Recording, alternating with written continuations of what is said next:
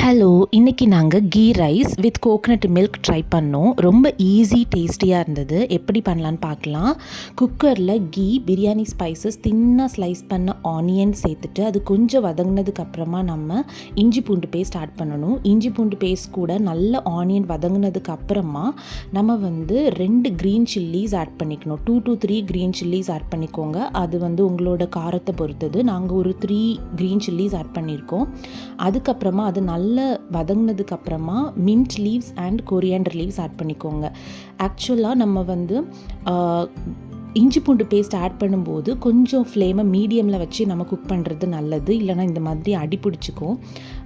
Mint leaves, coriander leaves நல்ல ஆனியனோட நல்ல cook ஆனதுக்கப்புறமா பாஸ்மதி ரைஸ் நம்ம ஆட் பண்ணிக்கணும். நாங்கள் 2.5 cups of basmati rice add பண்ணோம். அதுக்கு 4 cups ஆஃப் வாட்டர் ஆட் பண்ணணும். இதில் 3 cups of coconut milk and 1 cup of water நாங்கள் ஆட் பண்ணோம். ஸோ அது கரெக்டாக இருந்தது. நம்ம இப்படி ஆட் பண்ணிக்கிட்டு நம்மளுக்கு தேவையான அளவுக்கு சால்ட் ஆட் பண்ணிக்கோங்க. ஆட் பண்ணிவிட்டு லைட்டாக அது ரைஸ் உடஞ்சிராத அளவுக்கு நம்ம கொஞ்சம் அதை கிளறி விட்டுட்டு குக்கரை மூடிட்டு நம்ம 2 விசில் வச்சு எடுத்தோம் அப்படின்னா நல்ல உதிரியான கீ ரைஸ் நமக்கு ரெடி. ஸோ இது நீங்கள் வீட்டில் ட்ரை பண்ணிவிட்டு எப்படி இருக்குன்னு கமெண்ட் செக்ஷனில் சொல்லுங்கள். இதுக்கு நாங்கள் பன்னீர் பட்டர் மசாலா வச்சு அது நெக்ஸ்ட் வீடியோவில் பார்க்கலாம்.